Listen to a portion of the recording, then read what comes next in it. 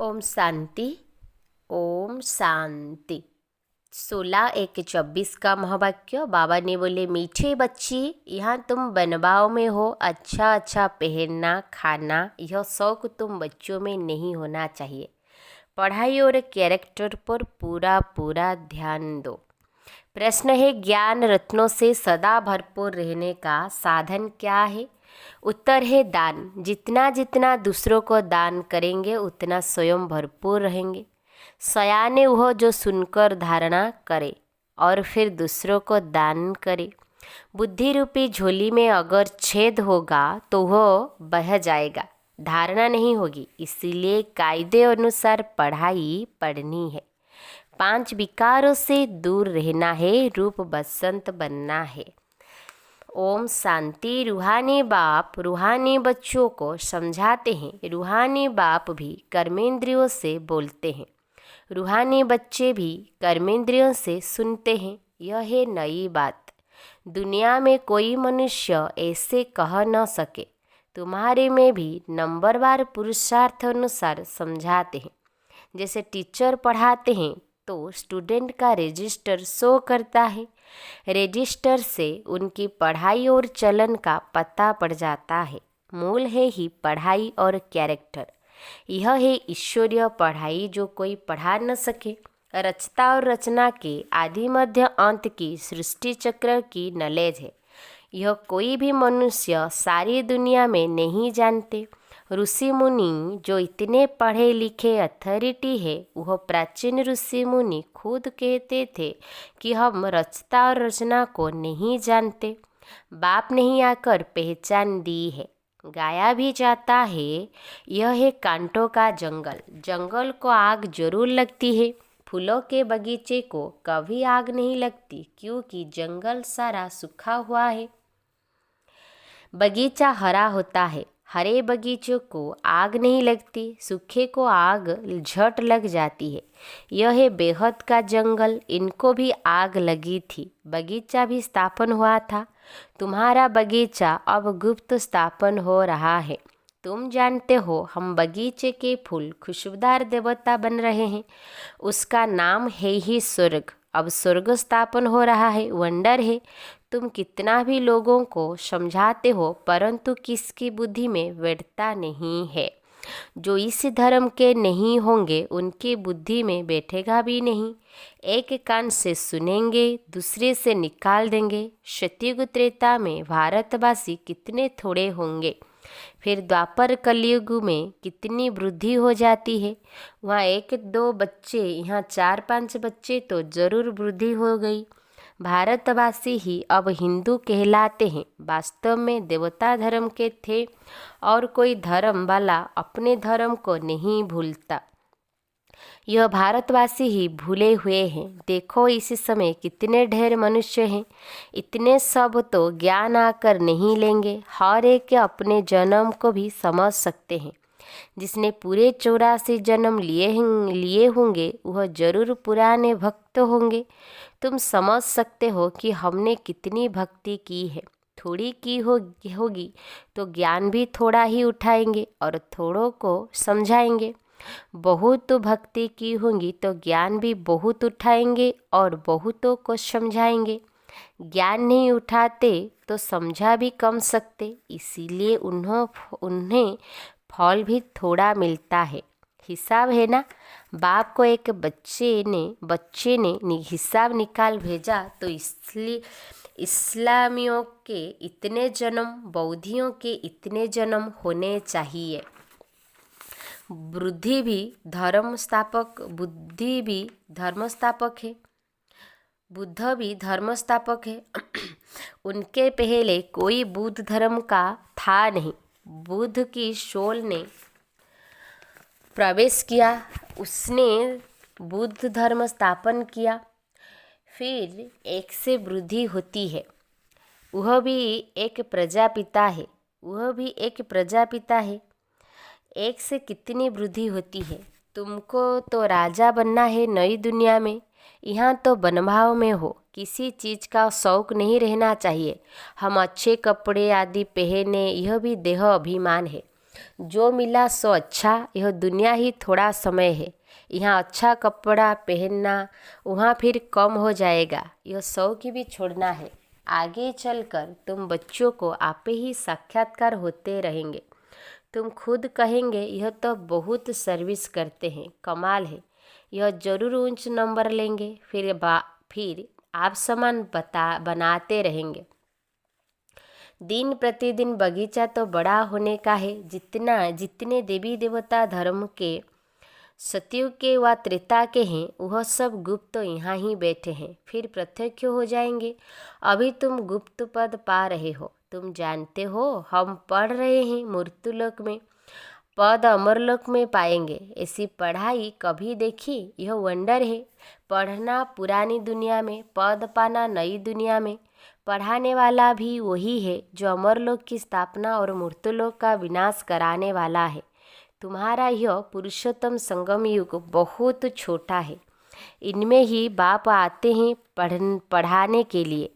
आने से ही पढ़ाई शुरू हो जाती है। तब बाप कहते हैं लिखो, शिव जयंती सो गीता जयंती। इनको मनुष्य नहीं जानते। उन्होंने श्री कृष्ण का नाम रख दिया है। अब यह भूल जब कोई समझे।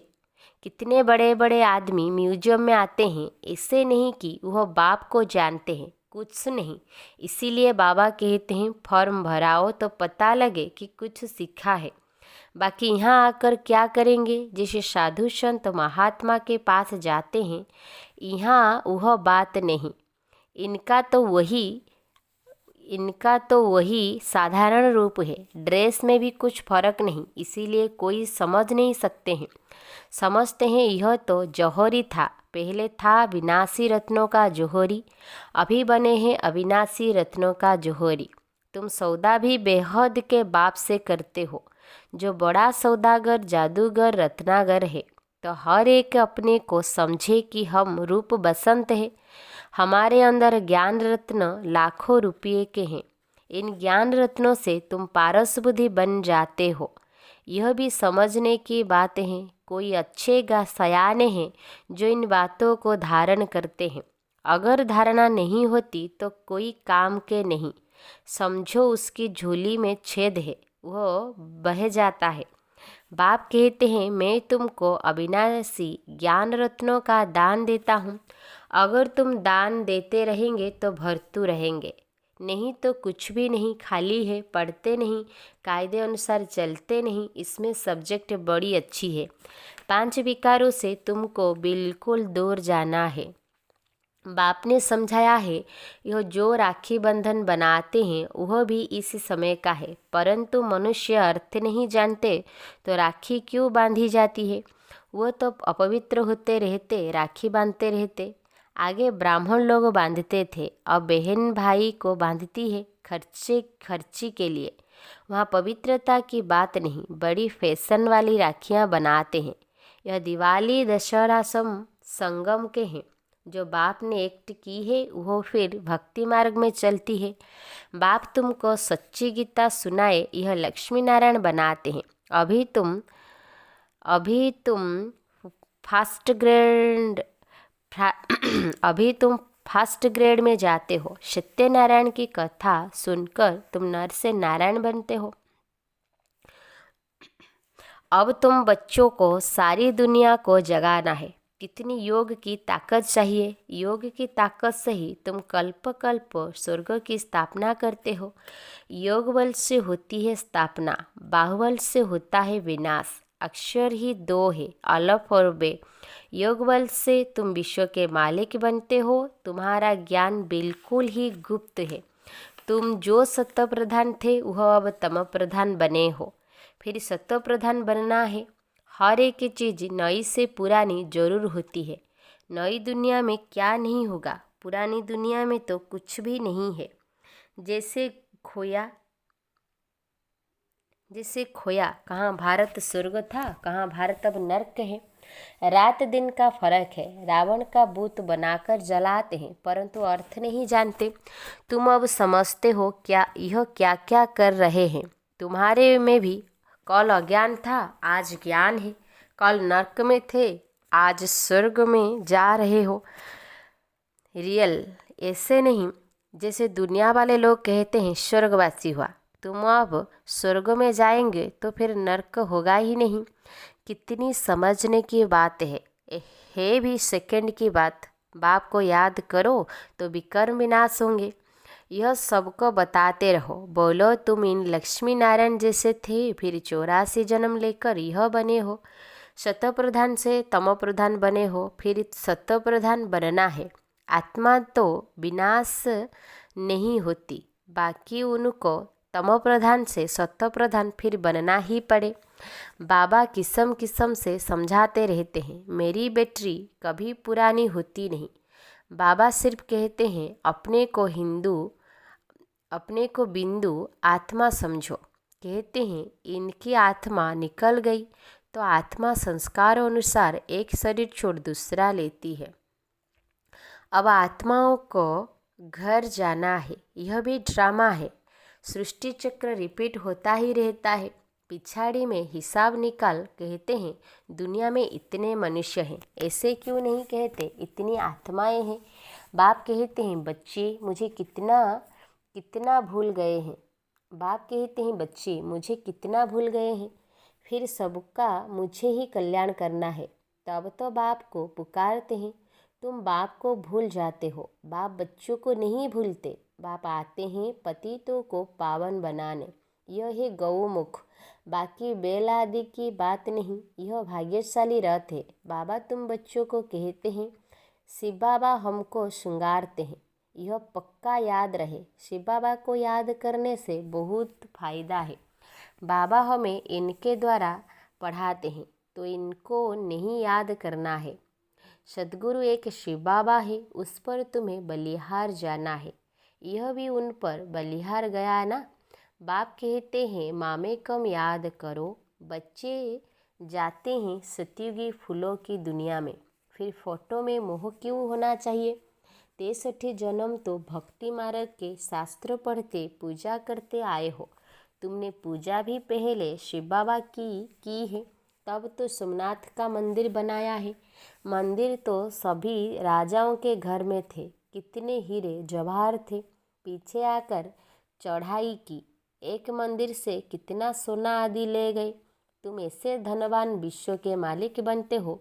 यह धनवान थे, विश्व के मालिक थे, परंतु इनके राज्य को कितना समय हो गया है कोई को पता नहीं है।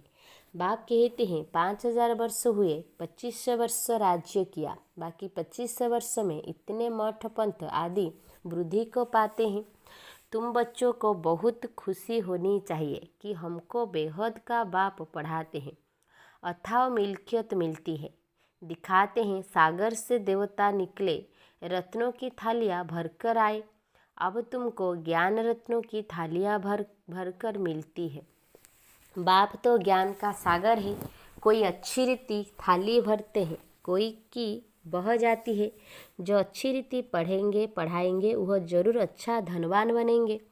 राजधानी स्थापन हो रही है, यह ड्रामा में नूंद है।